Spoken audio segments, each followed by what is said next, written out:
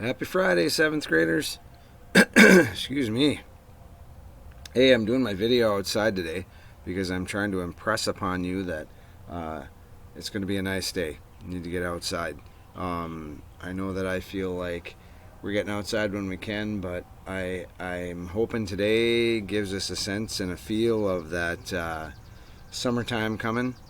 Um, and that the nice thing about summer is it's a great opportunity to get outside and enjoy some decent days.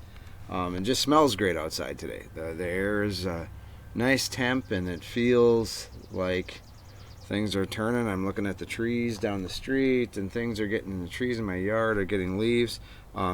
So really, we have an easy breezy Friday for you. You've worked hard. I've been very appreciative of all the work you did. The Jamboard with the sticky notes, and then looking at thought-provoking questions, and then you got to think about it. So you get these questions. What do we do about these questions? And again, I like to visualize the Avengers at Stark Industries sitting around the table, and they come up with that one really thought-provoking question, and then they that's the one they're going to work on. These scientifically minded people. So today you're going to do. Excuse me. Today you're going to do what's called an Ed puzzle, and I think you've done those before. I'm betting you have. I assigned it through the Google Classroom where you found this video, and it's real simple. You're going to watch the video. It's about energy transfer. I'm trying every way I can to help you have these ideas, because that's what this physics unit is about.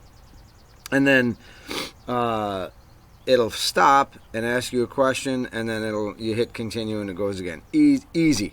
You shouldn't have to worry about any kind of login. You're already a part of a classroom in Ed Puzzle, so that should work just fine for you. All right, that's it.